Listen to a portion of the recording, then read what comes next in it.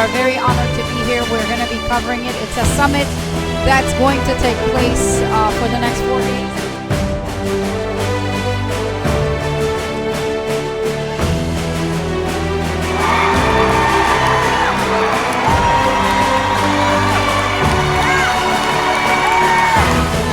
Thank you, America First! Thank you, Stop the Steal!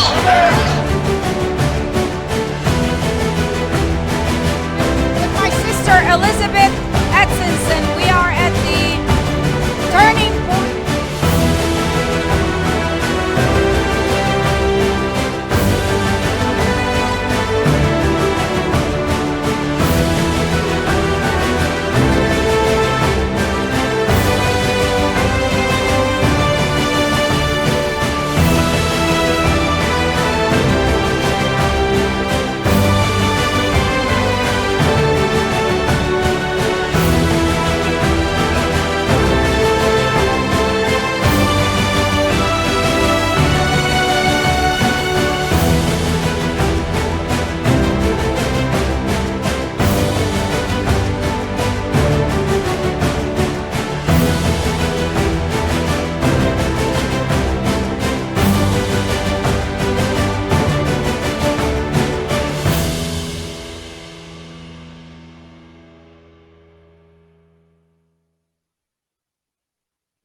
Shlama, shalom, and salam to one and all. I hope everyone's doing well. Thank you for tuning in to the MONA-K Show. I'm your host, MONA-K Oshana. Thank you so much for coming back and watching us again, for those of you that are returning to our program. And for those of you that are tuning in for the first time, welcome, welcome, welcome. By the way, the 3 words that I use to greet you, Shlama, Shalom, and Salam, are 3 Semitic words that basically mean peace. So peace be upon you all. And I want to welcome our viewers from wherever you're watching. And I know I want to start out the program by saying that we have some new viewers, thanks to our sister, the production. As many of you know, that this program is produced by Cinnamon Production by our brother Fred Duman. Well, Mr. Fred Duman's wife, our lovely sister Florence Duman, is in Sydney, Australia. And from what I'm understanding is that she has a lot of people that she's staying with that are gathered around and watching today. So we want to welcome everyone from Sydney, Australia that's watching today. And I do want to say a few things, a few words actually in Assyrian, but I also want to welcome our sister Florence's brother, who's our brother also, brother Lawrence, who's traveled with her for a wedding. They have a wedding in Sydney, Australia. I'd like to say a few things in Assyrian. Chadu tochon hoya brachta. بريخي كالا توخن وختنوخن بخيلة مريا علىها موريتون خضانا باسمتا وهامي بريخي كالتا وختنا. I just wanted to congratulate the bride and the groom and the family, of course, that's gathered there to celebrate the wedding. So we wanted to say congratulations and may God bless the union. And thank you for watching. And from there, we want to go ahead and first and foremost, I want to apologize for last week's program. I know we had advertised it heavily that we were going to have our sister Dalia Al-Aqidi, who is a Iraqi-born award-winning journalist turned politician. And if anybody, for those of you that remember, she actually was one of the primary candidates for the Republican Party to go against in Minnesota against Ilhan Omar. We were so excited to have her, but something out of the ordinary happened, and we were unable to broadcast or bring her on, and so we did not have the program. We did go ahead and cancel it, and so we are working to reschedule that interview. And when we do, we will explain further as to what happened that day. I will allow her to try to do that. But in the meantime, would like to let you know that we've got a whole a slew of subjects that we want to talk about today. And that's why we're calling the program today the MONA-Logue. As many of you know, that we usually start out with a monologue, but I like to call it the MONA-Logue. So today it's really more of the MONA-Logue and my perspective on all that's going on. And I've chosen about 4 subjects that I want to talk to you about. And before we go on, though, I'd like to preface the program with what a few weeks ago when we interview Dr. Carol Swain, which he said to us. And then many of you that have not seen the interview that we did with Dr. Carol Swain, one of the most profound scholars of our country, truly, that we had a conversation with. When she heard that we were immigrants and we came here, and the reason why I launched this program and why it is that the purpose that we launched this program is to tell stories of survivors. And she said, it's important for immigrants with a past experience to speak up and tell our stories. And so this is exactly what we are doing. And so I've actually been doing that for years. This is our 7th year, going on 8 years of speaking about our story and where we come from and the reason why we escaped, where we came from, and why we launched this humble program. But I want to encourage other immigrants to come forward and to tell us your story. I hope in this next few episodes that are coming up, I'll encourage you to either reach out to me on a private message, or you can find us on all social media. Facebook, we're on Instagram, we're on Twitter. However you want to contact us on YouTube, contact us and let us know you'd like to tell your story, because I'd love to hear your story.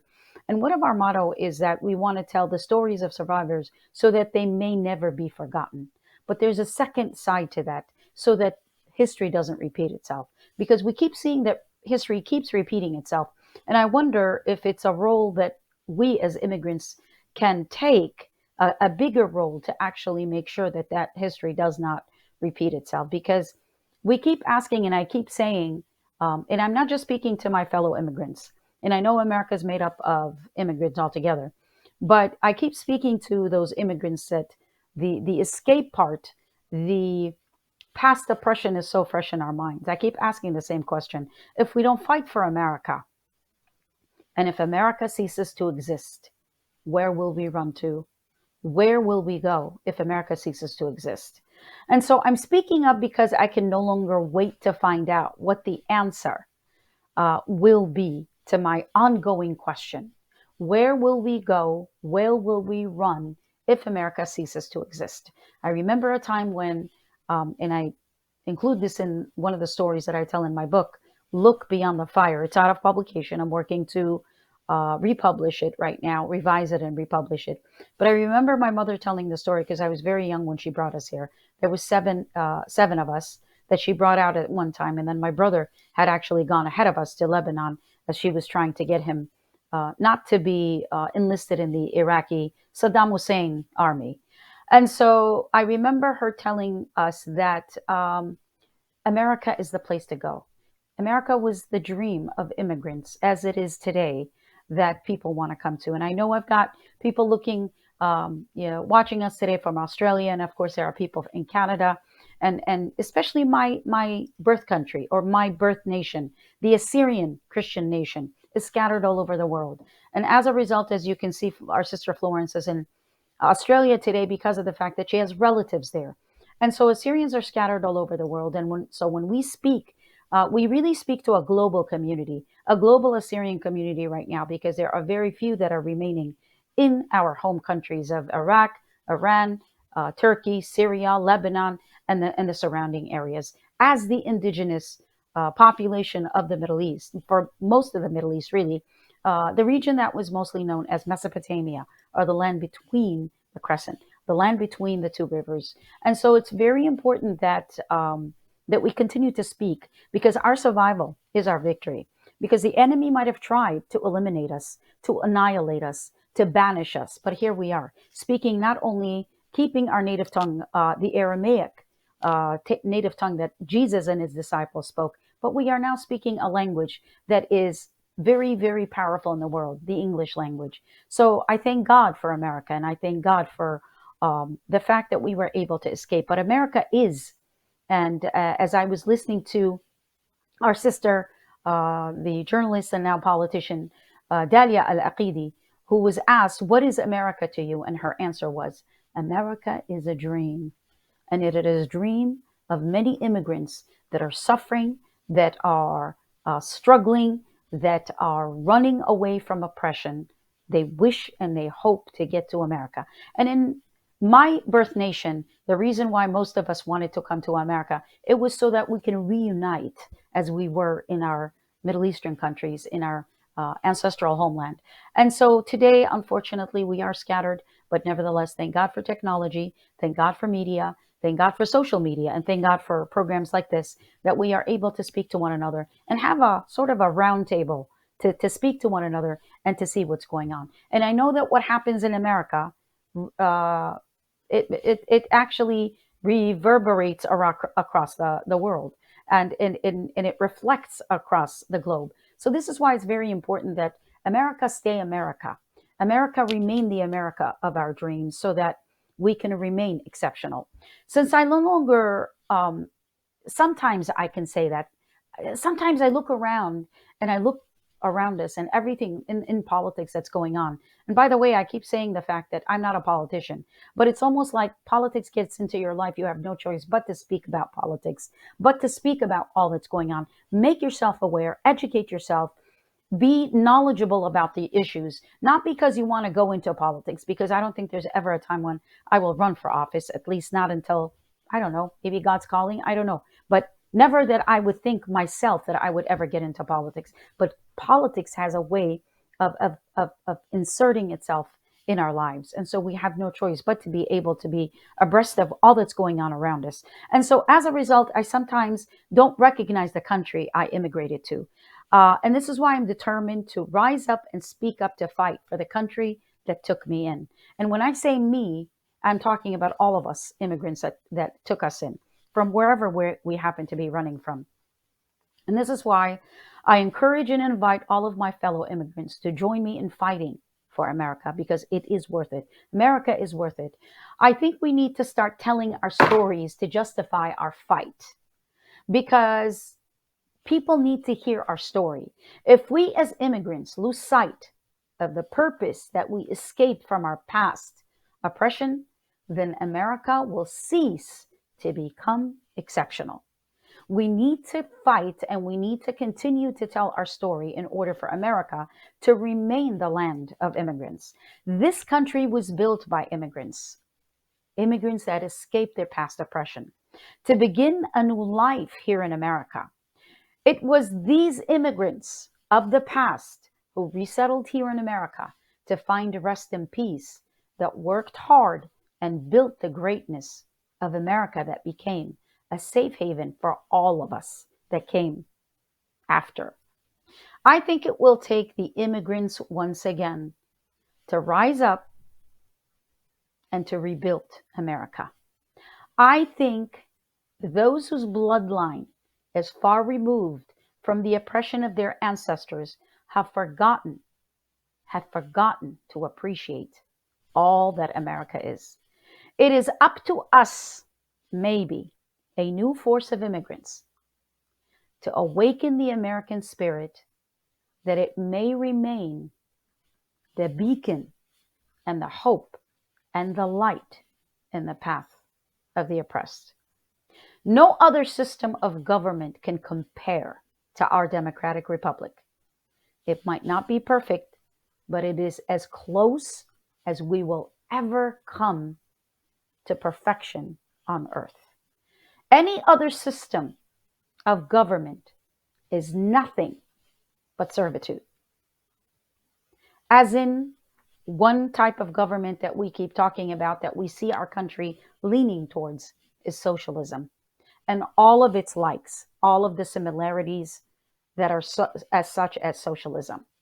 They all create servants, not masters. Now, on the other hand, capitalism creates masters. However, there are, in some cases, those masters become evil masters. So there's got to be a balance, an even divide between that. But socialism creates servants. A democratic republic gives us the option and the freedom to choose and to take opportunities, at least to try to reach our highest potential. So, this is why it is important that we, as human beings, are free to choose, are free to reach our highest potential. I don't know why, but when an immigrant spoke in the past, when we first came to this country in 1978, and we told them where we came from, people wanted to hear our story. People wanted to hear what we went through. People wanted to hear our experience. People wanted to listen. Today, no one, or very few, I should say, seems to care about the story of the people that are coming from Venezuela, from Cuba, from China, from Cambodia, from us that come from the Middle East. As one person who disagreed with my viewpoint on Twitter, when I challenged Representative Alexandria Ocasio Cortez, who was speaking on equal justice, I challenged her and I said, if you want to talk about socialism, why don't you and I sit down and speak? Why don't we have time, maybe even on social media, to compare notes to tell you where I come from so that you can understand what you can stand to lose and what socialism is really, really about. Because it's very easy for people to speak about socialism when socialism is on the other side of the world. But it's not fun and games when you have escaped socialism, when you have escaped dictatorship, when you have escaped a regime like Saddam Hussein, the Ba'ath Party, and live to tell about it. It is very, very important that we tell our stories. Now, some people uh, might be saying that we're exploiting. And this one person on Twitter said that to me. He said, you're exploiting your story. How is it that when I'm telling the truth, how is it that I am speaking about my story? How is it that you, as my fellow immigrant, will tell me about your escape, your struggle, your oppression, and your survival here in America? That it's exploitation. How is that exploiting our story when we are doing nothing but trying to awaken the country that adopted us into its arms, Mother America, so that our country cannot be compared to those countries, or we cannot go back, or we should not go back to the life that we buried long in the past in the countries that we've escaped. The truth has become a liability nowadays, not only for those of us that consider ourselves conservatives, but in general. The truth has become a liability. To tell the truth, you're going to suffer a consequence. But to everyone that is speaking about freedom. Now, remember, for those of you that might not have lived at any other country but America, we came to America to enjoy our humanity. Do you know that our humanity was stripped from us?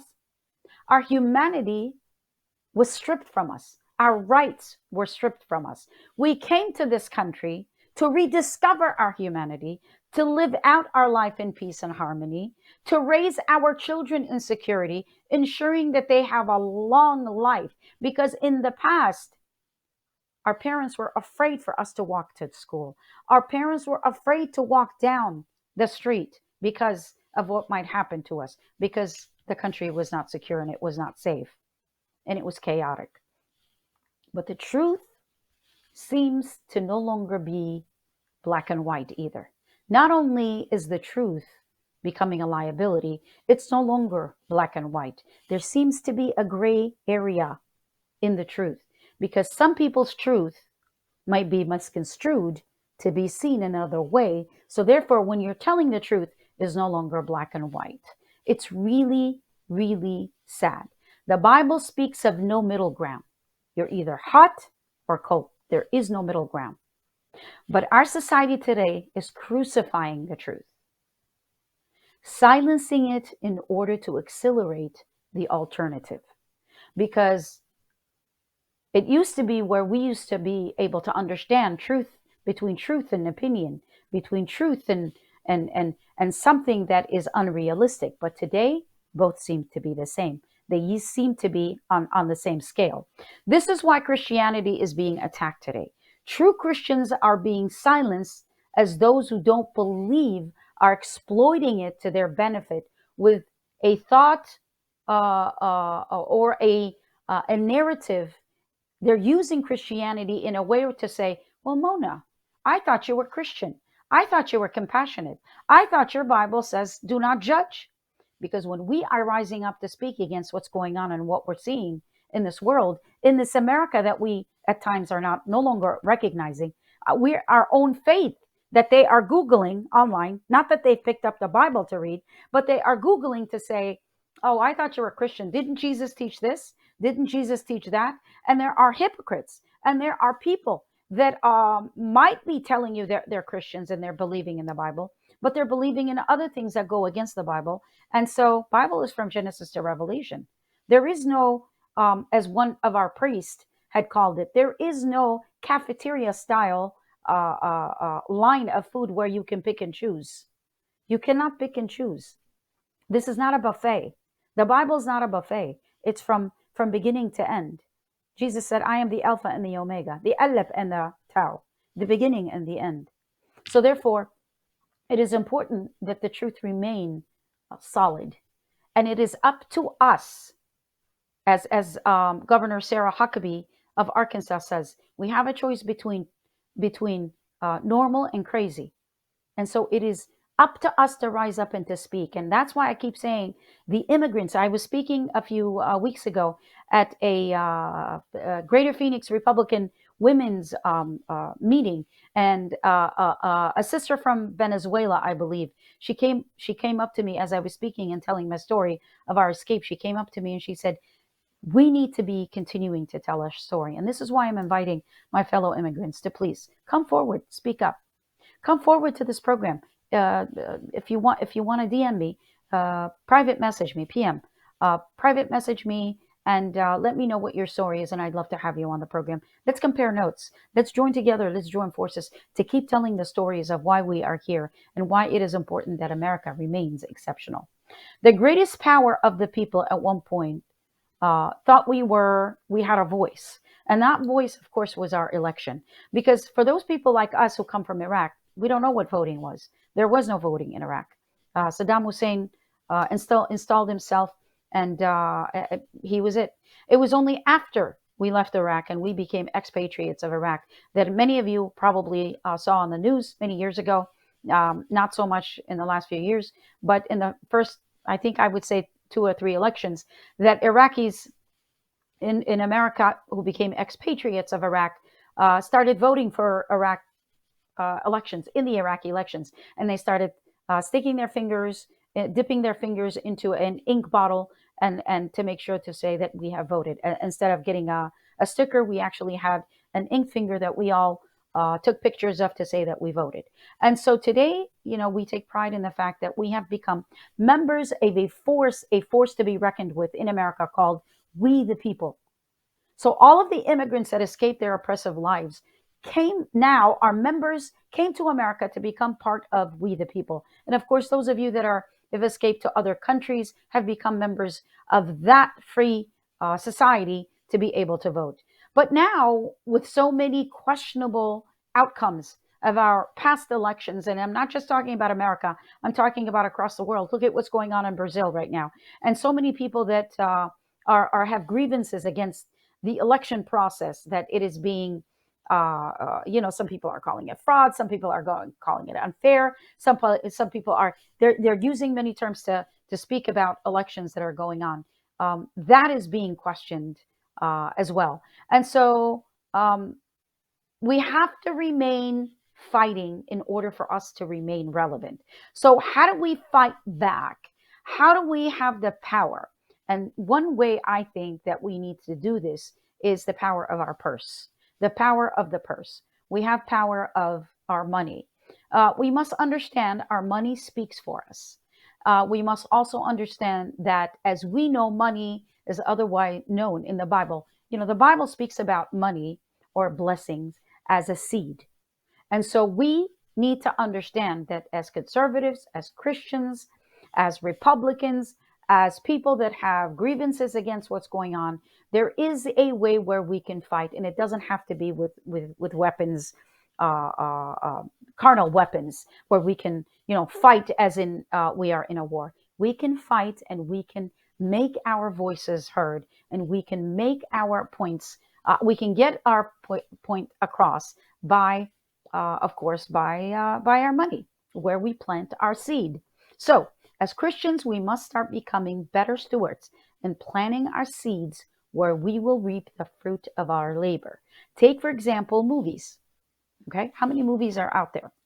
We're going to talk about one of the subjects we're going to be talking about is Hollywood. Hollywood has been built by yours and my money, by our money, by going to the movies, by paying millions. And now, the other day, I was hearing that one of the movies was cost $2 or $3 billion, and they weren't even sure if they're going to be getting that money back. And so this money that they're going to get back, where are they getting it from? The power of the purse, power of the people, power of yours and my money. And so I know it's tough, but when our money speaks, Hollywood and Washington and wherever else the government is operating from will listen. And so we will let our government and Hollywood and everybody that's listening here when we start using our money to benefit those ideas and those values that we hold dear. So this is how we can fight back.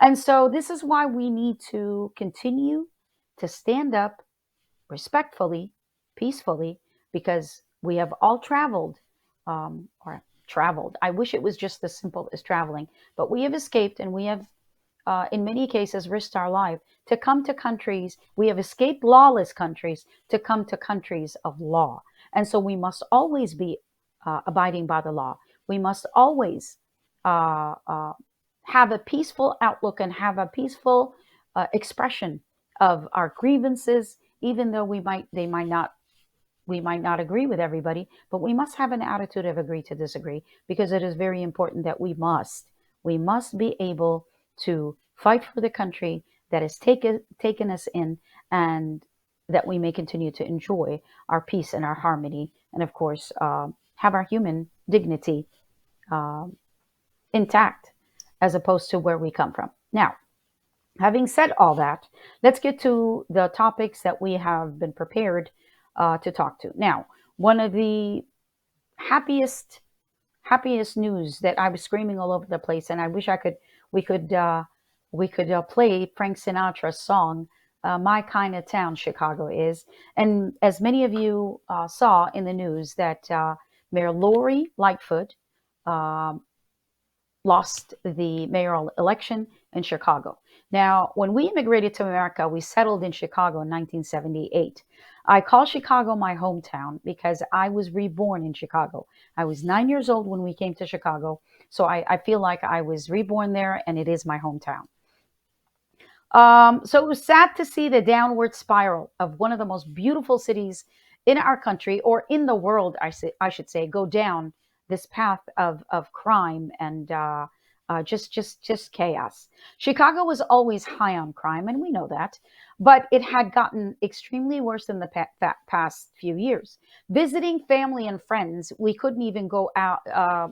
When we would go back to visit our family, we couldn't go to the neighborhoods that we grew up in, where I grew up in, I should say, because it had become so riddled with crime, and it was so sad to see that. This is why we're so happy that Mayor, wish her well, Lori Lightfoot has lost her reelection bid.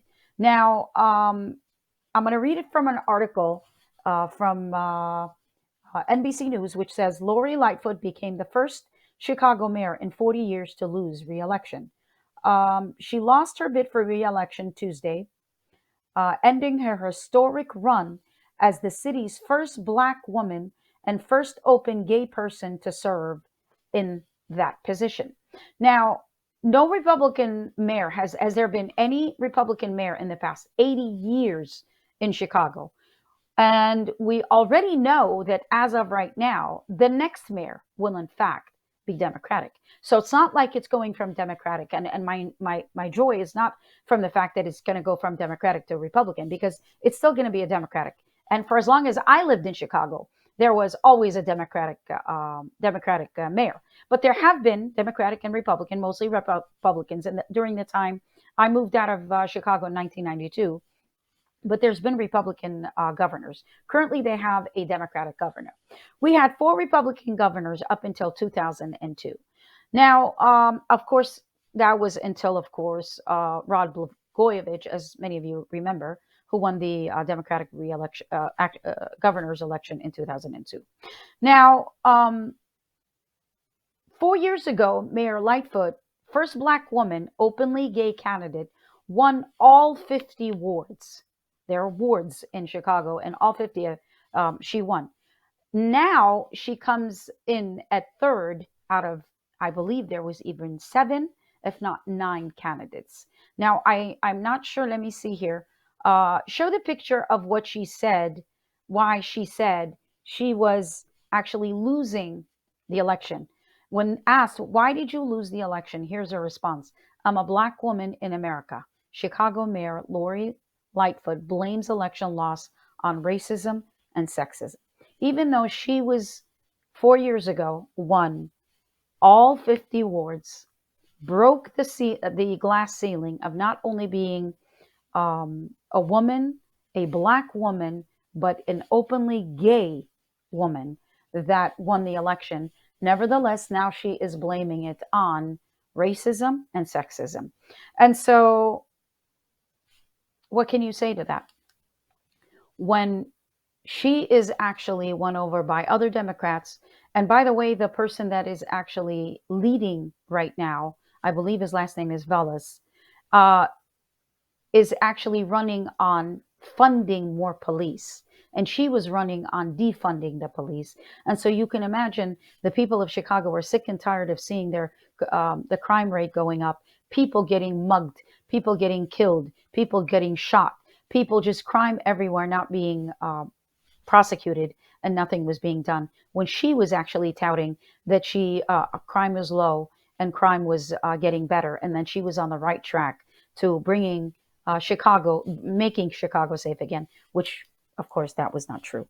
And unfortunately, that for her, that her reign has come to an end. One term. She's the only mayor in 40 years that did not win a re-election, that actually lost the re-election. So um, we want to wish her well, but at the same time, uh, she gave it a try, and that's the beauty of America, is you can try, and the people gave you the opportunity to try, and you cannot say, I'm sorry, you cannot say it was because of racism and sexism, because the first time around, and Chicago for the most part is one of the most diverse cities in the country. It's the third largest city in America, but at the same time, it's one of the most diverse um, cities in the world. So I'm sorry, I lived in Chicago, and I'm sorry to say that, but um, what I mean about apologizing is I really never felt any kind of racism in Chicago. I will tell you, however, when I moved to California after I got married for the first time in my life, I experienced racism for having dark hair. For some reason, I don't know why. I don't know why, but in California is when I first, and we lived in California for 10 years, was the first time I experienced racism. And so I don't know what, and everybody's, of course, entitled to their opinion, but Mayor Lightfoot, we wish you well. We're going to go ahead and say we agree to disagree, and God be with you, and good luck in your future endeavors. Now, on to a subject that I'm going to spend a little more time on because it's been breaking all over the news, of course.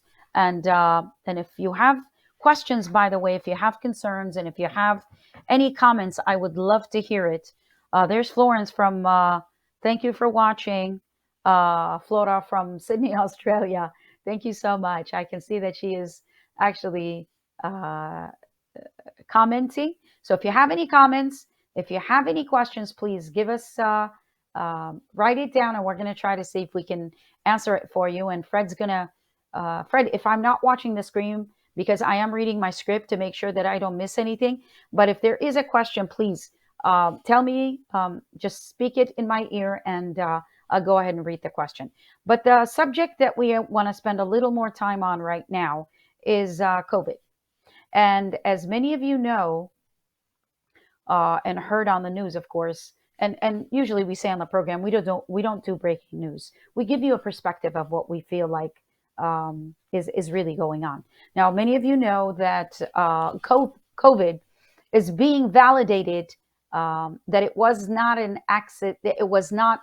uh, unidentifiable way. They actually now are saying it was in fact an accidental release from a Wuhan, China lab. And if you remember, if you even so mentioned as Wuhan or China, you were crucified, you were canceled, you were silenced, you were called every name under the sun, because you were being you are racist, you are xenophobe, you are racist, and so any name under the book.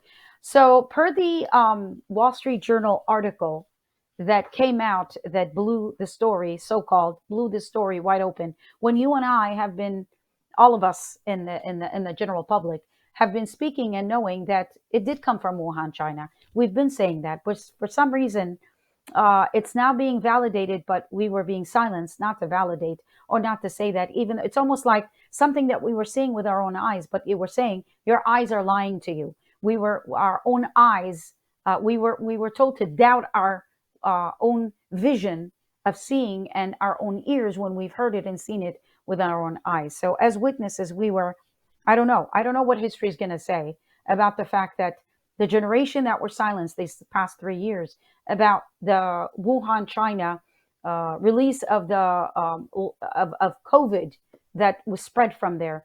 I wonder what the generations that will follow will say about us. Why didn't we say something? Why didn't we speak up? And so we need to be documenting these things to try to say that we did try to speak up, but we were silenced. We were intimidated in order to be manipulated.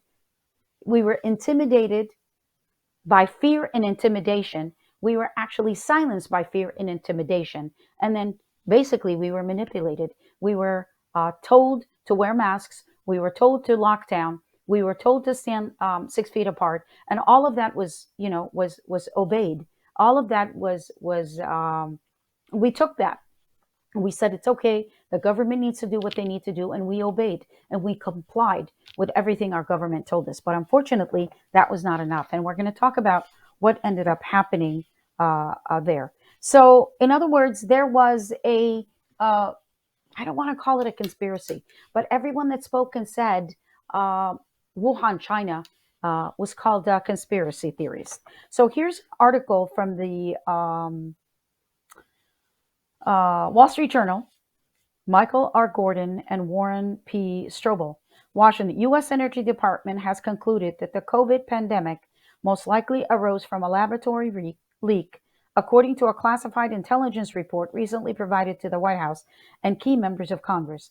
The shift by the Energy Department, which previously was undecided on how the virus emerged, is noted in an update to a 2021 document by Director of National Intelligence Avril Haines' office. The new report highlights how different parts of the intelligence community have arrived at desperate judgment about the pandemic's origin. The Energy Department now joins the Federal Bureau of Investigation, FBI, in saying the virus likely spread via mishap at a Chinese laboratory. Four other agencies, along with a National Intelligence Panel, still judged that it was likely the result of a natural transmission, and two are undecided. Bottom line, what we are talking about today is the fact that for some reason, finally, a mainstream media publication has published what we have already known. It was Wuhan, China. For some reason, I don't understand why, that it had to take a publication, and this is why a lot of people no longer trust the media, no longer are, I shouldn't say trusting the government, but questioning the government or so. And more people are questioning everything that's going on around us. And so COVID is now being validated because of a article that up until now, Wall Street Journal had the information. Why didn't they publish it? Why are they releasing it now? Why is it now, just now, being validated when people that were basically persecuted and they were being called every name under the sun when they were talking about things as Tucker Carlson was speaking about, we are about to watch a video. Why were we silenced? Why were we forced to follow a fabricated, and I really truly believe was a coordinated effort? Both the government and the media were colluding with one another to do it, with the exception of what we're about to watch right now. Watch this video from a few years ago when Tucker Carlson actually was saying this. As we told you, Li Mengyang was one of the first people to tell the truth in the United States at great personal cost. She was there. She joins us now.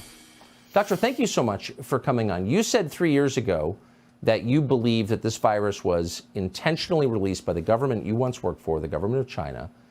Today, we're hearing in this leak to the Wall Street Journal that it was accidental. Do you believe this leak was accidental or intentional?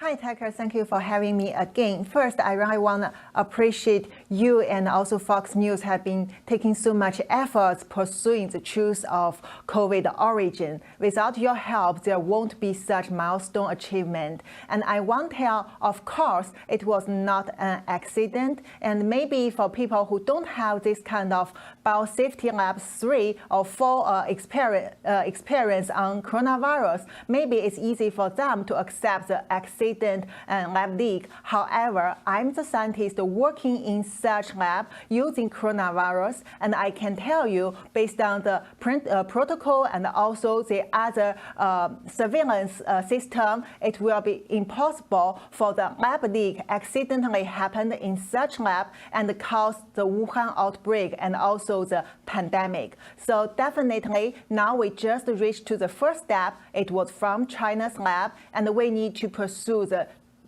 truth of origin, and we need to keep going on. We know the Chinese government allowed its infected citizens to travel in huge groups to Western Europe in the early days of the pandemic. That was intentional. But you believe the whole thing, they came up with this virus and they unleashed it on the world to destroy the Western economies and to elevate their own position globally. I want to emphasize one thing is, I would say based on the evidence and the source I have, that the lab, the virus was intentionally brought out of this strict lab and released in the community. However, I don't think the outbreak in Wuhan was intentional. I would say it was because CCP government and the military scientists underestimate the transmissibility. That's why finally it got out of control and caused the local outbreak. However, we should know that CCP government intentionally to let it go all over the world to kill millions of people all over the world later. We just have to hope and pray that you will be interviewed by many other journalists in this country over the coming weeks. Now that this has been confirmed, you're an eyewitness to it. You have, I think, a credible story to tell, and I really hope you're no longer ignored. I appreciate your coming on again tonight. Li Mengyang, thank you so much. Thank you, Tucker. Subscribe to the... Now, as we just were listening, and this was, I believe, in 2021, and we kept saying that. People kept saying that. And I know that Tucker is working for Fox News, which is one of the most powerful media outlets out there. And he was protected by the mogul and much legal counsels that they have. But the regular people like us, people that were, here we are going to you live on this social media outlet, and we were not able to speak. We were not able to. We were not able to even mention the word COVID. We were not able. We were censored. We were silenced. We were told not to speak, and it was misinformation. We were labeled as conspirators, conspiracy theorists, and we were silenced. And so here we are again. And I keep referring to the fact that legal immigrants escaped their oppressive countries, came to the greatest country in the world, only to have the government silence them. And understanding that there were guidelines and there were policies and restrictions in the beginning, as the government was trying to figure out what it was and what not, we were all afraid. And we knew that the fear was real at the time because we didn't know what exactly was happening. But the fact that the government was denying the truth, denying the facts, and not allowing the people to speak up and to question was even more scary, because now we had a disease that was killing us, But not only that, we had a government that was silencing us. So we had a two portion of fear coming to us, and that's where the intimidation came from. The country where we should have felt the most safest, which is in America. After all, we were not in China. As this doctor that you saw with Tucker Carlson, who was risking her life to speak up to say that even though it was not intentional, but at the same time, they didn't know how to take care of it because they were so afraid to be ashamed in the world, to be they were so embarrassed that they started to. And the next video that we're about to show you right now is from Dr. Marty Markari, and I'm sure many of you know him. He's a British American surgeon and a professor and an author and a medical commentator. He's actually giving a testimony with other doctors, professors, before the select subcommittee roundtable examining COVID policy decisions. And it's just a few weeks ago, I believe, if it's not a few days ago, that this happened, where the Republican Party took over the House of Representatives. Of course, there's a majority in there, and now they are questioning to see the origins of COVID.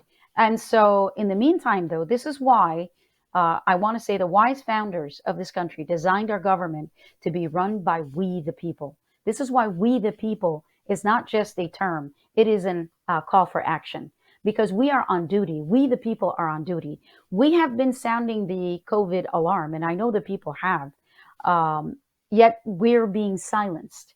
We the people that are to run our government, to be the people that decide how our government or what form of government we're going to have, we were silenced.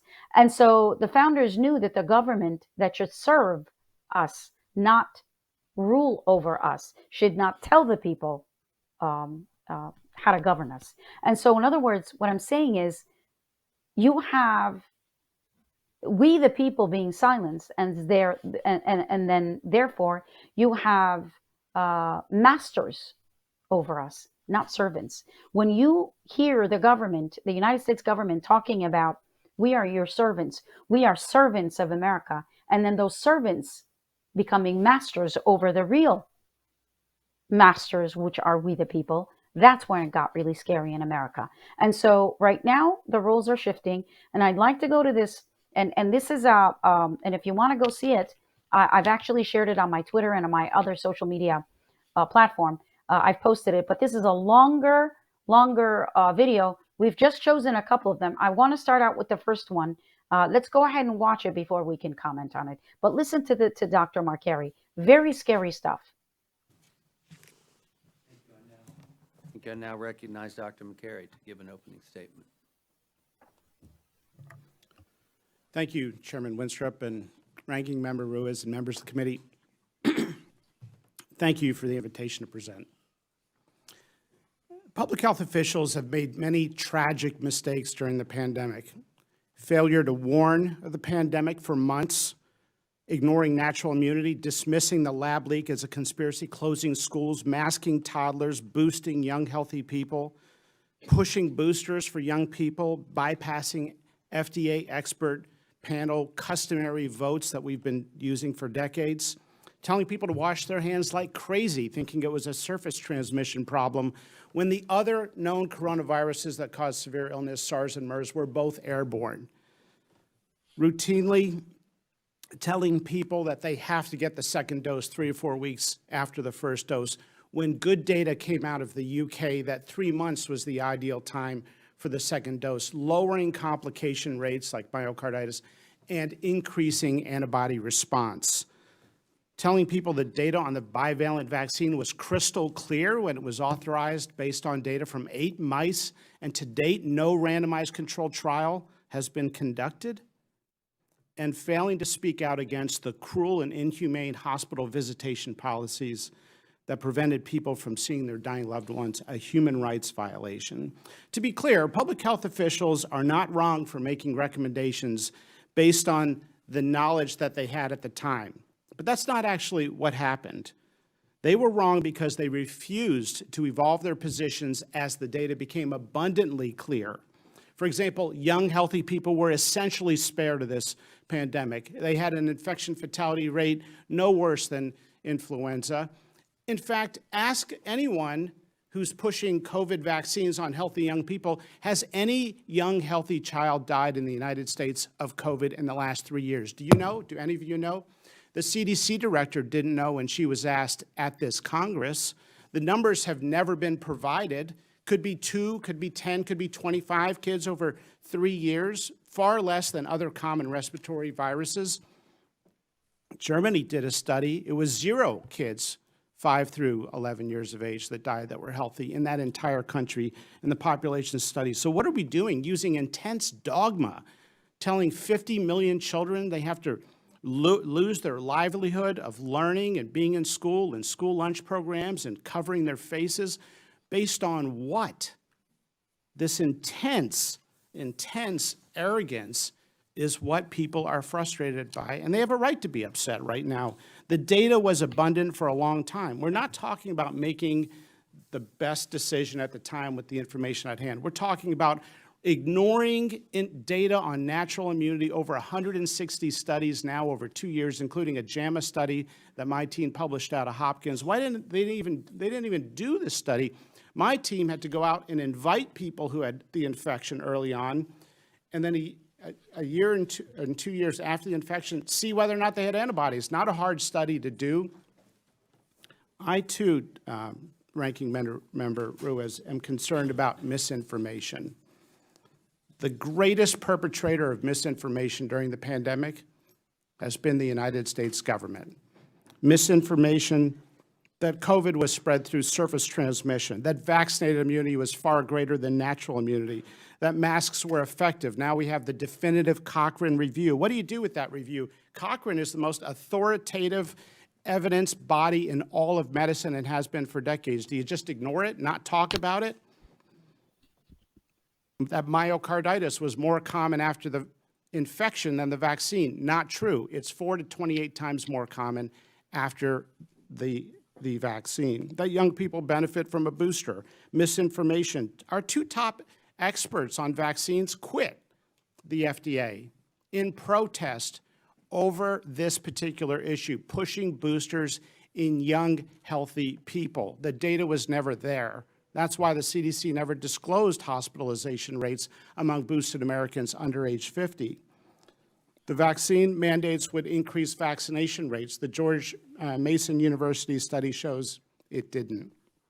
It did one thing. It created never-vaxxers who are now not getting the childhood vaccines they need to get.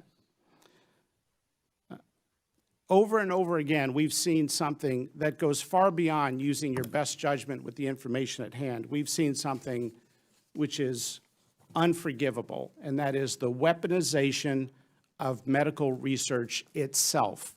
The CDC putting out their own shoddy studies, like their own study on natural immunity, looking at one state for 2 months, when they had data for years on all 50 states. Why did they only report that one sliver of data? Why did they salami slice the giant database? Because it gave them the result they wanted. Same with masking study. Well, the data has now caught up in giant systematic reviews, and the public health officials were intellectually dishonest. They lied to the American people. Thank you. So this is for me. I mean, I've gone through this clip multiple times, and it's just unbelievable to me that I'm hearing it now. And it's 3 years of 3 years of silence, 3 years of you can't speak about it, you can't talk about it. So it's making me think, so why now? Why are they doing that right now? Well, we were silenced and forced to follow a lie perpetrated by our own government. Now we see that the government, the media, and Hollywood, the government, media, and Hollywood were the ones colluding with one another, spreading misinformation, while they told us not to spread misinformation. And I remember Fred, our producer, constantly saying, Mona, be careful how you're wording your posts, because they might flag you for misinformation and you might lose your program, or you might lose our ability to be able to broadcast. And so while we were told that this is misinformation, and every post was labeled as misinformation, as soon as it had COVID-19, it was to check. Here you have Dr. Markari speaking and saying exactly who, in fact, was spreading that. And we all know who was working with the government and who the government was really listening to. And that was, of course, Dr. Tony Fauci. The government, the media, and Hollywood were the ones colluding with one another under the guidance of Dr. Tony Fauci to spread this misinformation. This is where the cancel culture started to pick up steam, if you remember. If you didn't speak the right words, if you didn't speak the right narrative, you were canceled. We knew there was limited information at the time, and we understood. And we all took part in doing our part, partnering with the government, with the guidelines, with the policies, to wash our hands, to wear masks, to stay indoors. We followed it. We complied with everything. Without any proof, the government refused, as Dr. McCary was saying. Even when the information was made available, the government refused to evolve when more information was available. Even when they knew how, when, where, they refused. They wanted to continue to restrict the population, restrict people from doing their daily work, restrict businesses. It paralyzed our country. For what reason? They basically held us as the population hostage by, as Dr. McCary was saying, weaponizing the medical research by saying, nope, what you're saying is wrong. And even at one point, many of the doctors, like Dr. Marty McCary, were actually silenced. They were canceled. They were taken off social media. They were not allowed in media. And I think the only place that you saw that, even with Fox, it was limited. You know, you would think that it's a conservative news outlet, but even there, I mean, many of the doctors were not allowed to speak up and to say certain words and to debate or to stand against what Dr. Fauci was at that time reporting. So a lot of people died. A lot of people. The truth was, again, the truth was there. The truth was evident. However, through fear and intimidation, time was taken, or time was gained through fear and intimidation.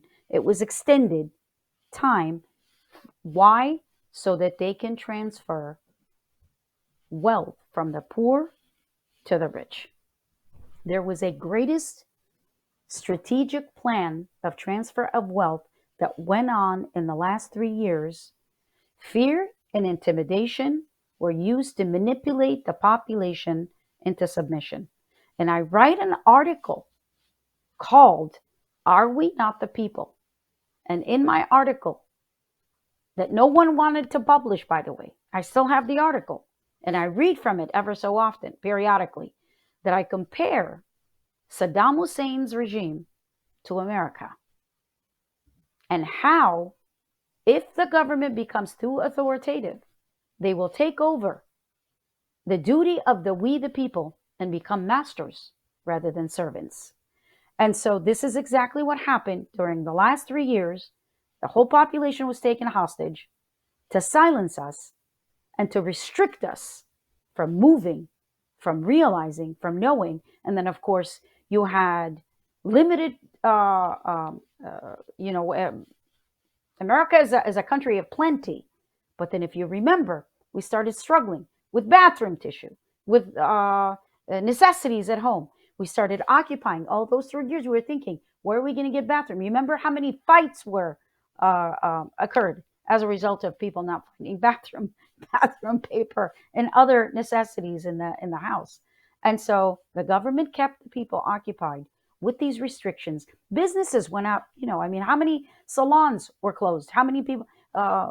Former Speaker of the House, Nancy Pelosi, restricted anybody from going to get a haircut, and restricted from salons being open. And yet you have her going to a salon, having the salon who was supposed to be shut down, going to that salon and getting a haircut. So things like that, where it's good for you but not me, or is it good enough? However that saying goes, good for thee but not for me. So it was that kind of stuff that actually frustrated people. And as you can hear, Dr. McCary said, we have every right to be frustrated. Why were we restricted? Why were we not allowed to speak our minds in order to help And yet you ask for our vote. And yet you ask that we believe in you. How can we believe in you when you don't believe in us? When you don't believe in who we are and what we are designed to do by our Constitution, the right that we are, we the people. We need to be respected. And so this is not what happened. So right now, we're wondering, is free speech being allowed because enough money was made for the powerful to become more powerful? And most of the profitability and gain has already become transferred? Has it already been made? Is that why we're able to speak today? Is that why we're able to speak about the origin of COVID today? Is this why Dr. Markari and other virologists and other professors are able to say it was from Wuhan, China? Why is it that we're able to say that today? We weren't able to say that 3 years ago when that truth was evident. Have the wealthy become so wealthy that their transfer of wealth has taken place? They are satisfied finally? Because I remember somebody said this to me. They said, I think it was my husband that said that to me. He said they asked a rich man, how much is enough? They asked a very, very wealthy man who was constantly just making more money and accumulating more money. And someone asked him, how much is enough? The wealthy man answered and said, just a little bit more. Just a little bit more. So did the wealthy make that just a little bit more on the backs of the frustration and the struggle and the plight and the fight of we the people? Let's play the next video, which right now should answer that question one way or another. This is truly, I mean, I don't blame people for being disgusted and being frustrated with our government. The evidence that I've seen suggests that the lab leak hypothesis is an active hypothesis, that it's quite possible that this was a lab leak as a result of gain of function work to try to predict the next pandemic, to try to get vaccines available for the next pandemic. I don't think that this has the characteristics of a bioweapon. I don't think this has the characteristics of something that would be intentionally leaked, certainly not in any ethical way. I also know that there's a lot of scientists that think it might also have been a natural origin. This is something that Congress absolutely needs to get to the bottom of, to get an answer to. Thank you. My next question is, in a recent Energy and Commerce Oversight hearing, I asked the NIH director about the NIH's gross negligence in monitoring the EcoHealth Alliance grant and subgrant at the Wuhan Institute of Virology. After admitting that we might not have all of the information and research reports from the WIV and EcoHealth, he insisted that he was sure that the coronavirus research that the U.S. taxpayer dollars funded at the WIV was completely unrelated to SARS-CoV-2. And I was wondering if any of the three of you had any thoughts on that. Thank you, Congresswoman. The reason this is even an issue is that it's embarrassing we funded the lab. If we had not funded the lab, 100% of Americans would say this is obvious, this is a no-brainer. The epicenter of the world is 5 miles from one of the only high-level virology labs in China. The doctors initially were arrested and forced to sign non-disclosure gag documents. The lab reports have been destroyed. They've not been turned over. The sequences reported from the lab to the NIH database were deleted by a request from Chinese scientists that called over early on and said, delete those sequences we put in the database. And two leading virologists, maybe the two top virologists in the United States, Dr. Michael Farzan from Scripps and Dr. Robert Gary from Tulane, told Dr. Fauci on his emergency call in January of 2020, when he was scrambling soon after learning that the NIH was funding the lab, they both said that it was likely from the lab. Both scientists changed their tunes days later in the media, and then both scientists received $9 million subsequent in funding from the NIH. It's a no-brainer that it came from the lab. I mean, at this point, it's impossible to acquire any more information, and if you did, it would only be affirmative. So when I asked the NIH director about this, and he said there's no way that it could have been coronavirus 2 that was being funded from the lab, and he said it's like comparing a human to a cow because of the sequence. But then I asked, well, how do you know that? Because we didn't get the data from China. So do you? And there you have it. It just, every time I hear that, I have to pause seriously, because it is truly so frustrating. Um, and people knew this, and this is why people don't trust the media anymore. They don't want to hear from Hollywood, by the way, who sit in their multi-million-dollar homes with security and guns and speak against gun control and speak about uh, the need to tell me when they speak about my body, my choice, but then they tell me they want to mandate to me that I take the vaccine when I have a choice, and they want to tell me to follow the government, and the government itself, of course, is fabricating information. Do you know how many billionaires were made during the COVID era, the last 3 years? 40 new billionaires who got rich fighting COVID-19. And I'm reading from an article. Some of them made their fortunes developing new vaccines and promising antibody treatments, while others sold much needed diagnostic tests and personal protective equipment. Shortly after World Health Organization declared COVID-19 a global pandemic on March 11th of 2020, markets collapsed and economies around the world plunged into recession. At the same time, hundreds of billionaires fell from the ranks of Forbes' World's Billionaires list, capturing a snapshot of the pandemic's impact on the fortunes of the world's wealthiest people.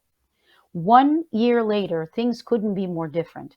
A record 493 new billionaires joined the list this year, propelled by a red-hot stock market and unprecedented economic stimulus.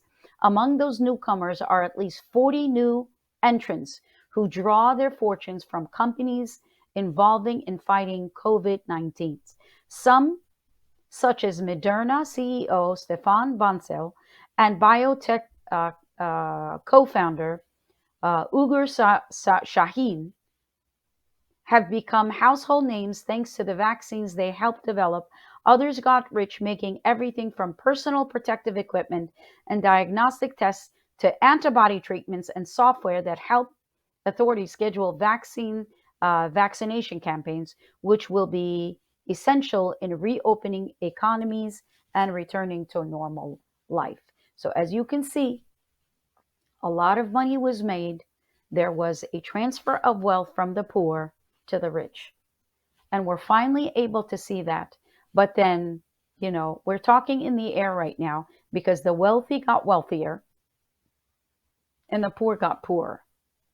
And this is why you have such a dilemma and you have such a frustration with people that wanted to speak and we're not able to. And now that we've gotten to this point, so what's the next phase going to be?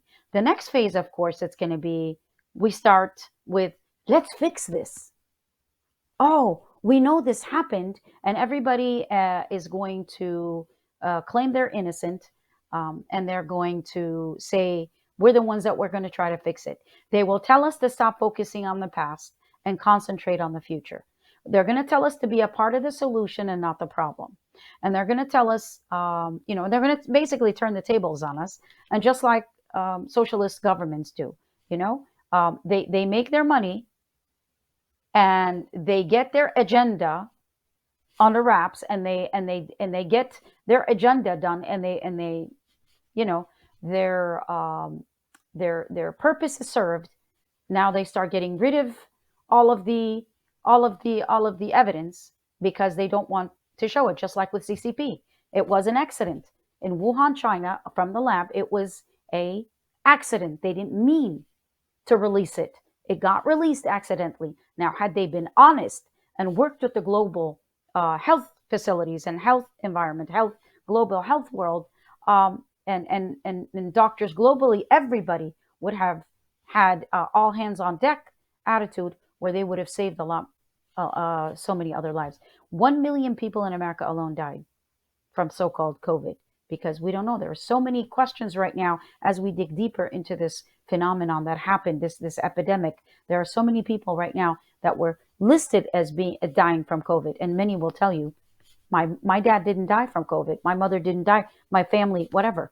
Family members that will tell you they did not die from COVID. As many as did die from COVID, but there were many that didn't. So I want to ask us, and I want to ask the global community, really, with everything that China did, arresting doctors, wiping away the evidence, making sure, denying, and lying and fabricating. How different did the U.S. government act from CCP?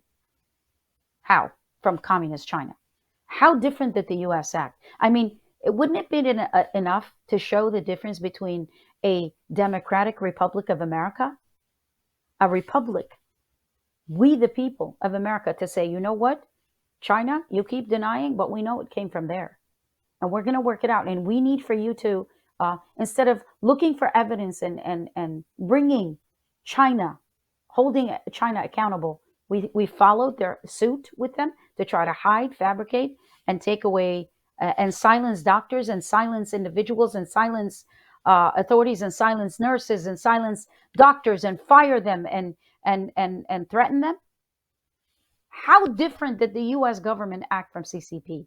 When we now hear these facts, how can we trust our own government? How can the government expect us to not question them?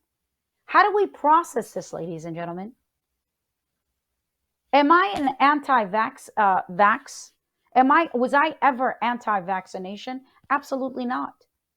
But I was against mandates that forced me to do something against my will. If Hollywood's going to sit there, and of course, I don't want to quote Hollywood, but Hollywood seems to think that because they have so much money and they have the power of making such great videos out there, that celebrities come out and tell us politically where to stand and what not. And they're going to tell me where they stand on abortion and otherwise, but they're going to tell me my body, my choice, but on vaccine, it's not my body and it's not my choice. And I have to listen to Hollywood. It's not enough that I have a government that I should trust, that I'm a part of, that I have Hollywood dictating to me what to do. When I was about 6 or 7 years old, and many of you that lived in the 70s, early 70s, late 60s, early 70s actually in Iraq, remember that when there was a vaccine, when there was a virus that broke out in different cities. And I remember this one time when we were at home, it was an afternoon, I remember it was in the middle of the afternoon. There was a virus that broke out in our city of Kirkuk, where I was born. In the middle of the afternoon, one summer day, we got a knock on our door, and it was people from the health department of the government. Of course, everything was controlled by the government of Saddam Hussein, by the Ba'ath regime, really. And so they came into our home and told us that we all needed to take a shot. No question. I remember my dad was at work, and I remember my mom was, I don't know where. She was either visiting or going shopping or something that she was doing. But I know some of my siblings were there, and I know we were all, if not most of us, were minors. We're all underage. No one asked where our parents were. They just came in and said, these shots are from the government. Either you like it or not. It's a mandate, and you're going to need to take it. I still have a mark on my arm that I carry. It's a round arm where they actually, rather than have what was called a vaccine passport, so that you can show that you were vaccinated, they actually gave us a shot and marked us. They marked us to say that, yes, this person was, so that we wouldn't lie to say that we got the vaccine when we really didn't. And so this reminds me of days like that. Now, I'm not vaccinated, and it's not to say in your face, no. And I'm not, and I know there's a lot more scientific evidence right now saying the effects of the vaccine. And I know there are many people that regretted taking the vaccine. But you know what? I don't regret not taking it. Now, had I died, I did get COVID, by the way, twice. And the first time was very bad. The second time I had immunity, it wasn't as bad. And so did all of my family members, my husband, my three boys. I didn't take the vaccine after that either. And so I have natural immunity I built that Dr. Markari was talking about. The point is this. I would make a decision for myself, and I don't regret not taking the vaccine. But I pray for those people that today are afraid, are scared, or who know someone. And I know that studies will come out and evidence will come out, and as we are free right now to speak, obviously, uh, that more evidence will be brought out if the vaccine is in fact did affect people into having heart attacks and having the sudden, suddenly dead uh, issue that's going around, where you are hearing athletes, where you are hearing people just dying for no reason, for no apparent reason, other than to say, yes, they were vaccinated. Now, I've never been against the vaccine itself, but I have always been against the mandate for someone to tell me that either I liked it or not, against my will, that I would be taking it. For example, many military personnel that were fighting out there to save us. The reason that we are practicing our freedom or able to have the freedom that we have is as a result of our daughters, of our sons and daughters, and our sisters and our brothers and our fathers and our mothers that are out there fighting for the freedom that we have. Those people were actually released from military for not accepting to take the vaccine. Many people lost their jobs as a result of it. And my son was one of those people that was almost going to lose his job, and he was ready to lose his job if he was not vaccinated. But thank God, the mandate was lifted because enough of us spoke up. Enough of us stood up and spoke up. So it is very important that we continue to speak up because this is how we can fight for America. This is the way the socialist countries operate, not in America, though. This is not the America that we escaped to and we came to. And so this is an immigrant's perspective, and I'm sure many immigrants agree with what I'm saying. And this is why it's very important that we continue to tell our story and we continue to stand up, because our wounds are fresh. We were born in other countries. We weren't born in America. We came naturalized in America. And so for those of us that still have wounds, our wounds are easily opened again when you have someone telling me, no, and I still have the mark of the vaccination. Now, did it affect me? I don't know. I don't know if it gave me an effect, a health effect, or not. I will never know, because obviously I'm sitting here speaking to you. But did it leave me maybe susceptible to other things? I'm not sure. I'm not sure. But the fact that they walked in without asking, that is more kind of accepting in the mind to say, oh, well, that happened in Iraq. But we're talking about America now. And this is why it's very, very frustrating for us as Americans to see this happen in our country. Notice also how Hollywood prides itself in making movies based on historical true story events, yet stand on the wrong side of history on current events. I think we have the answer on why history keeps repeating itself.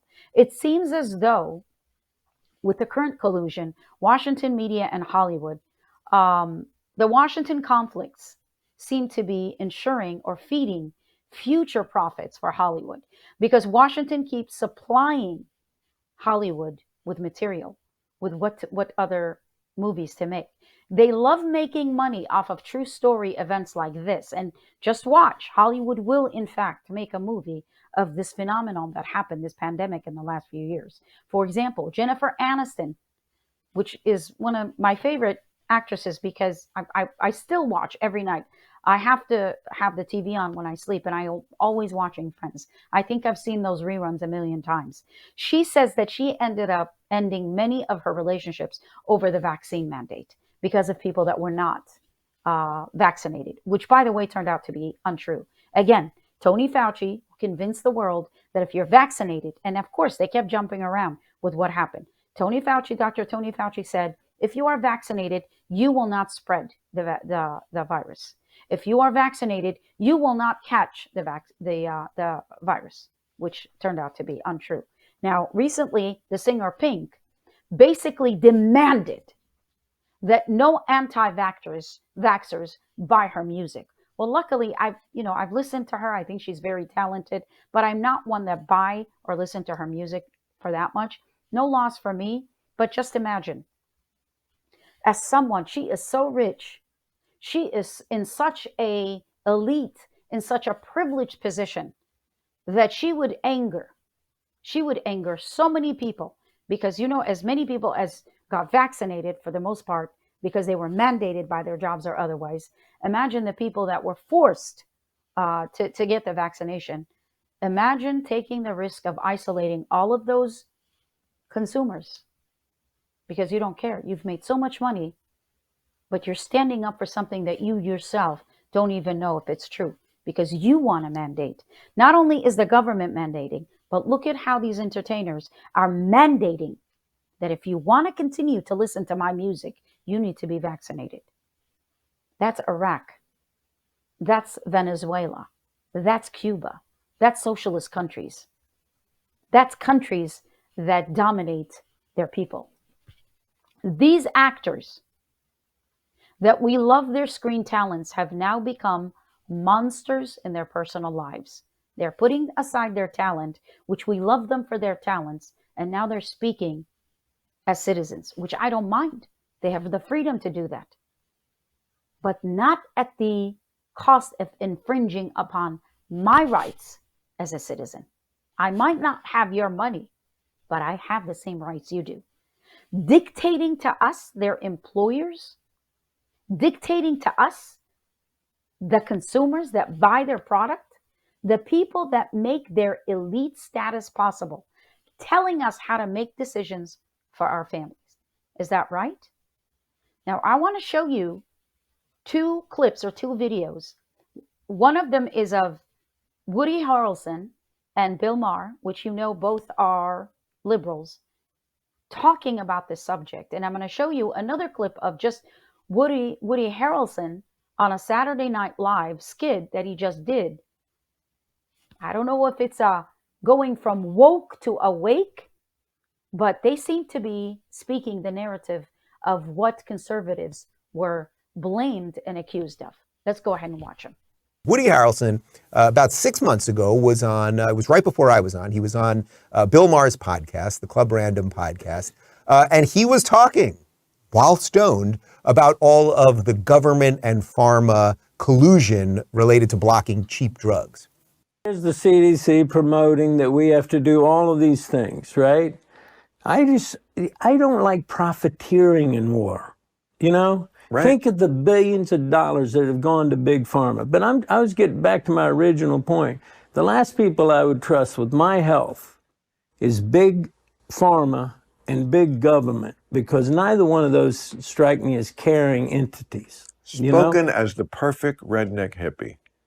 Really, if that message doesn't, I mean, they're all about profit. Exactly, they're all about profit, and both sides know that. And it's obscene the profit they've made.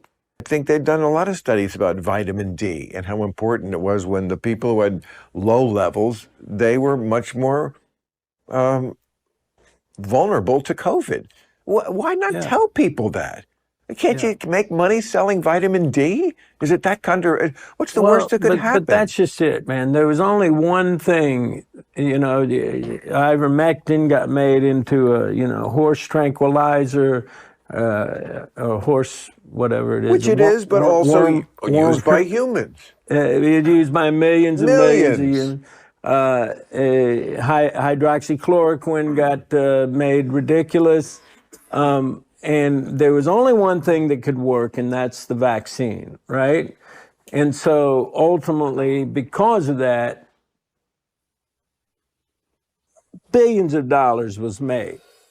So it's interesting. The reason I'm showing you this is not to tell you that Woody Harrelson is the biggest genius in the world, but isn't he laying out a lot more truth than what you would get from someone at CNN or the New York Times, et cetera, right? He's asking the right questions, and he's making it personal.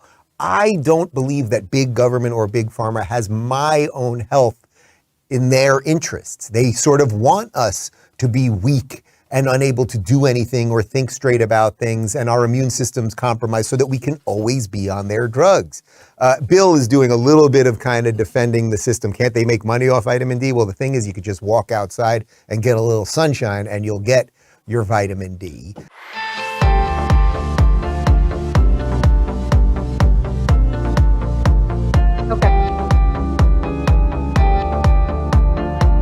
Okay, Fred. So the movie goes like this. The biggest drug cartels in the world get together and buy up all the media and all the politicians and force all the people in the world to stay locked in their homes. And people can only come out if they take the cartel's drugs and keep taking them over and over. I threw the script away. I mean, who's going to believe that crazy idea? Yeah, who's going to believe that crazy idea? Well, apparently the woke media was worried enough about this crazy idea that they came out the next day already canceling Woody Harrelson.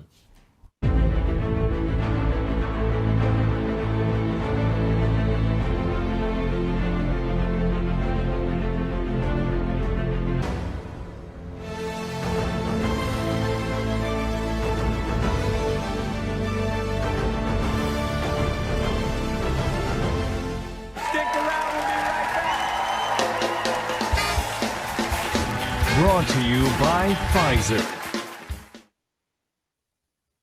That last part I hadn't actually seen it. Brought to you by Pfizer, and it's unbelievable. It's how they start canceling one of their own.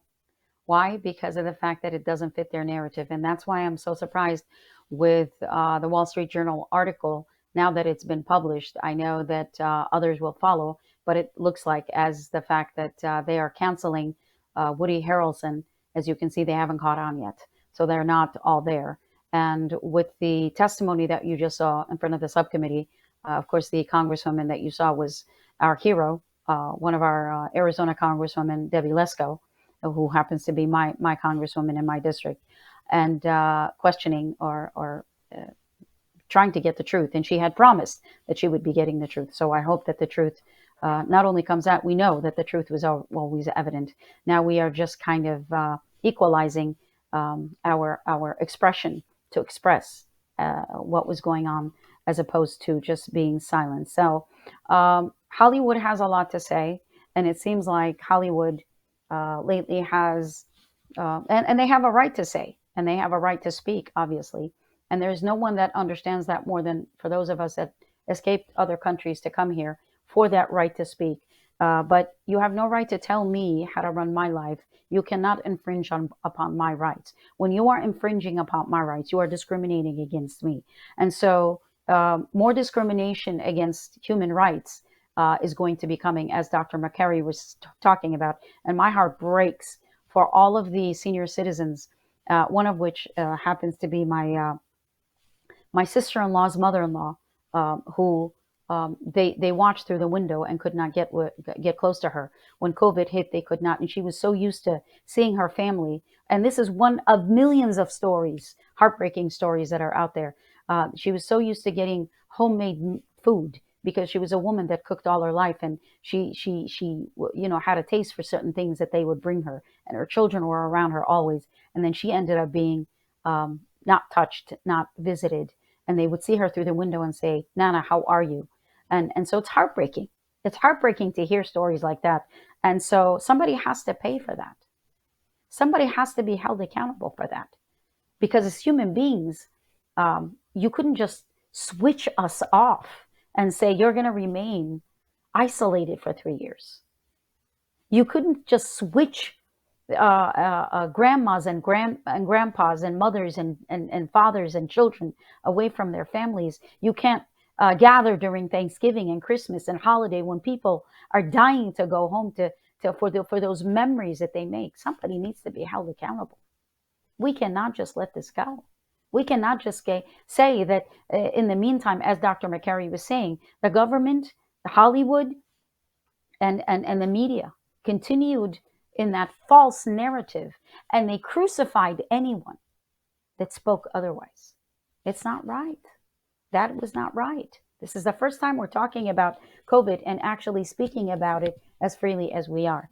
And so Hollywood has been dictating to us, and most people that are getting their news from Bill Maher, are getting their news from Jimmy Fallon and Jim, The Tonight Show, and talk show in the mornings like The View, and from Joy Behar and Whoopi Goldberg, and it's really truly, and there's nothing wrong with being successful in America and having shows that people want to watch, and you are free to watch whatever it is you want to watch. Again, freedom of choice.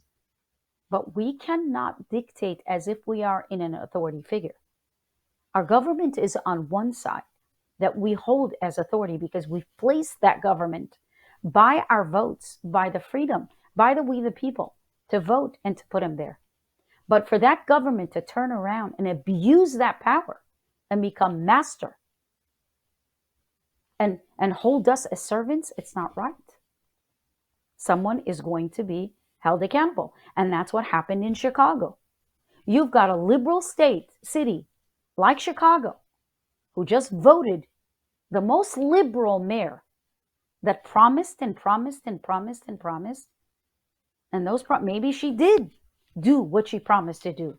But it turned out to be the bad choice for Chicago. And Chicagoans spoke. And they chose to put her out of office. They chose to fire Mayor Lori Lightfoot. And so this is why we must follow this process, and we must have a hand, and we must partner with the government to be able to govern ourselves. And so I just want to mention that I'm not sure if this is true or not, but I was reading somewhere that Elon Musk, as many of you know, has purchased Twitter, is thinking about purchasing or buying ABC, the network. And as all of you know, The View, which airs there on it's a daytime show with Whoopi Goldberg and Joy Behar and amongst others, is on ABC. And people were saying, oh, maybe they'll get canceled. Oh, thank God, maybe Elon Musk will do something about it. Well, I said, you know what? That's not going to solve. It's not going to solve the society's problem, because I'm sure there's going to be other networks lining up with the popularity that The View has. Other networks are going to be lining up to pick it right up, and they're going to pick up where they left off at ABC and start somewhere else. So what would be the point? The point is to educate ourselves. The point is to stay strong. The point is that we must fight to continue to have a voice. We must fight to stand up. And again, our fight can be through our voice at the voting booth. Never stop voting. Never stop voting. I mean, my kids were, one of my sons was getting frustrated and saying, Mom, what's the point of voting? I said, the point of voting is so that we can not vote, if not for ourselves, but for those people that perished while getting us that right to vote. For the sake of the path that we are standing on right now, that is stained with the blood of the sacrifice of the martyrs that fought and died and still dying on the battlefield today, wherever you may be. So we vote to keep that voice alive because they fought for the rights like that.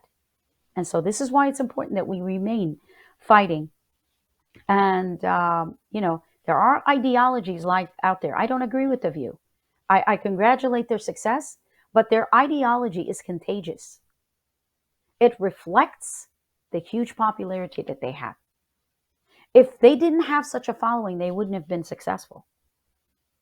They wouldn't be successful unless people are watching. So for us to say, we'll buy this network and that network to shut down this viewpoint or that viewpoint, it's not going to work.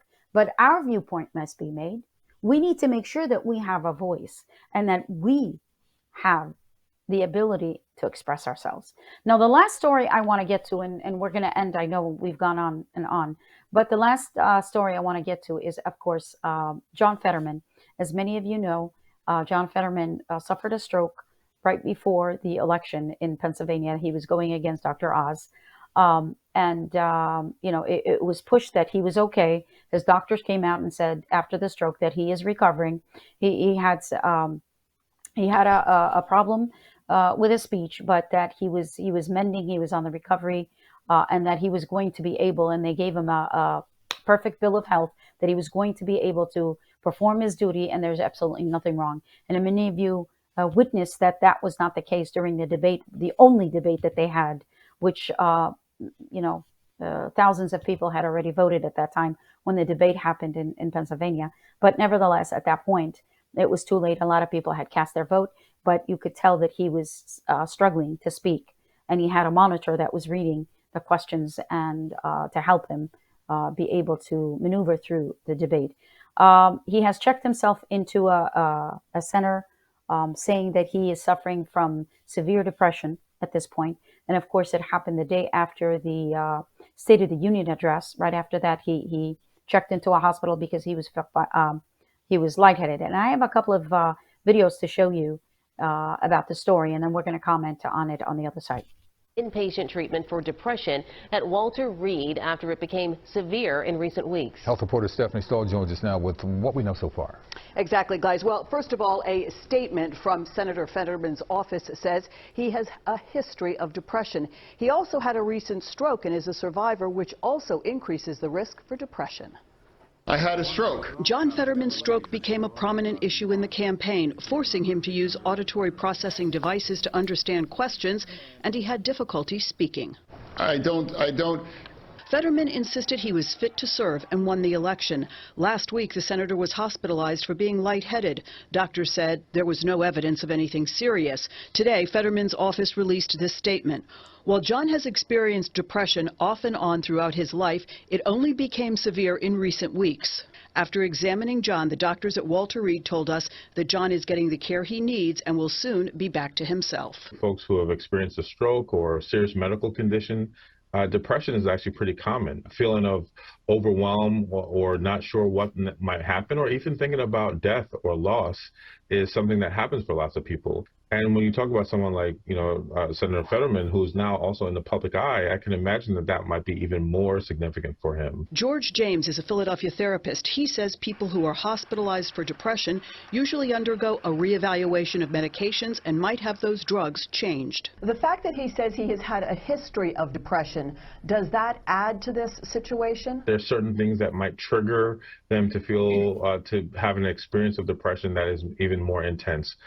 Goes from maybe moderate to maybe severe. He's in a high pressure job, so we do need to pay attention to that. A tweet from Fetterman's wife Giselle says, "This is a difficult time for our family, so please respect our privacy. For us, the kids come first. Take care of yourselves. Hold your loved ones close. You are not alone." And in an earlier tweet, Fetterman's wife said she is proud of him for getting the care he needs. Now, at this point, we have no information on how long the senator will be hospitalized or when he might be back to work in the Senate. We are sending Senator Fetterman and his family all of our best wishes. Indeed, indeed. I know you'll keep us posted as well. Stephanie, thank you. Well, Congressman Brendan Boyle, who serves parts of Philadelphia, sent well wishes to the And we also pray for the senator and send our well wishes to him and his family as well. However, I'm not talking about, of course, his health issues, but this struck me as one, and I've been commenting on social media, and as a matter of fact, I got people to unfollow me because I said, really, they should have known this is nothing more than a W for the Democrats. I think it was pressure. He was pressured. I think he might have told them after the stroke, I'm not going to be able to perform my duty. I have a feeling that that was discussed, and he was pushed maybe and pressured to go forward because, as you well know, he decided it was his seat that actually would decide the majority in the Senate. And Dr. Oz, of course, lost that Senate seat, that election to Senator Fetterman. And here you have doctors telling people that he was fit to perform his duty and to do his job, and then now we learned that he had severe depression, or actually depression all his life, back and forth. And so I actually also wrote on the post, and I said this, by the way, I said this about President Biden as well. How is it that the First Lady, which I have respect for in the sense of being in that position of our First Lady, how is it that you would allow your husband to be placed on a national platform like that when you know that there is a health issue with your husband or with your loved one? And so I did use the words shame. I said shame on the families that would allow their loved ones to be paraded and be mocked and be criticized and be made fun of. I mean, as Senator Fetterman, as many of you have seen the pictures and things that he was likened to, my heart goes out to not only President Biden, but also now to Senator John Fetterman, because of the fact that I think they were pushed to get that seat. And now there are, and I'm not even going to talk about unsubstantiated reports that are out there that have not been confirmed about, is he brain dead or isn't he? Why isn't he on video? I know that there were some Republicans from Pennsylvania that had put out a statement saying, we want to see a video. We want to see, is he alive? Is he? They are actually questioning. They are actually questioning that, and to the extreme where I know he needs to be given privacy because he is, depression is not it's a health condition that requires, it's very sensitive, requires a lot of help, requires a lot of medical help, and hopefully he will get that where he is right now. But there seems to be, and we don't want to get into his personal life, but his wife posted on Twitter, and I saw that, and I know I shared it, that she was actually taking the kids to go to Canada. Maybe it was so that she could change the atmosphere for the children, because I'm sure the children have a lot of questions about their father. What's going on? Is he sick? Because I remember nursing my husband for 10 years when my kids were very little, and they would ask all the time, well, Baba means father in Assyrian, and they would ask, is Baba going to live? Is Baba going to be okay? And it was very hard to answer to children what was going to happen, because my husband almost died, actually 3 times. The doctors walked into the hospital room and said, we don't know if he's going to make it until the morning. He had a very rare condition that, thank God, he has been healed from since then. He suffered for 10 years. So I know exactly what it is like as a wife with children to do that, to nurse, or to go to have to answer to children what will happen next, because you don't know what's going to happen.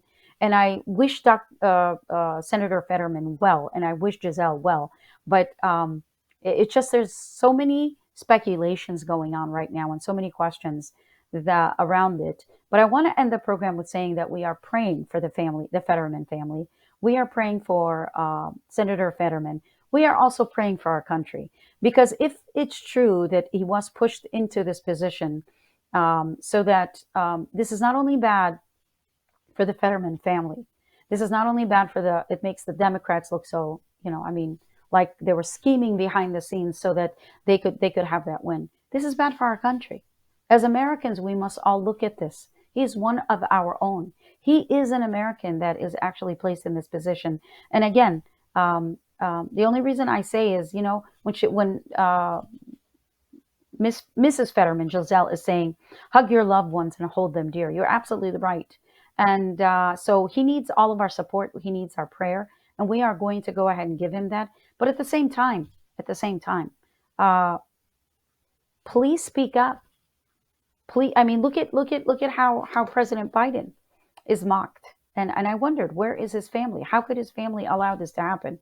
Was he, the best candidate that was determined by the Democratic Party that would be out there that would win the election, which he did?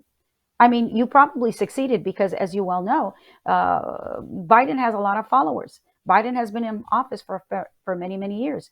And he was being touted as the centrist, not the extreme left, and not, and of course, running against President Trump, who had a lot of people, and there were Republicans that were never Trumpers as well. So, there were a lot of factors that the Democrats strategized to try to see how they can do it. I don't know if that's what they did with Senator Fetterman. This is all speculation. This is all my opinion. This is all what I think could have happened, would have happened, should have happened. I don't know. But all I can see is 2 individuals that apparently and are obvious have health issues that are in office right now, not knowing if they're able to do their job. With the president, I'm sure he has, his whole cabinet around him, and he has staffers and all that. And I'm sure Senator Fetterman has the same thing. But right now, Senator Fetterman is in the hospital, and they don't know. They don't know how long he's going to be there and how much help he's going to need. And so we pray that God help us. God help the president. We're praying for Senator Fetterman, and we pray for anyone that's going through depression, going through any kind of illness, and for the sake of our country. We hope that he is better, and for the sake of his family, that he can return and become a father to his family. So with that, I say thank you all for tuning in. Thank you for listening. Thank you for sharing. Don't forget to like us, to like our page, and to follow us. We are on Rumble. This program was also actually simultaneously broadcast on Cinnamon Production Rumble account, and it will also be uploaded on YouTube, and it will be shared. The link will be shared on Twitter and Instagram. Thank you so much for watching. We love you. Until the next time, Shlama.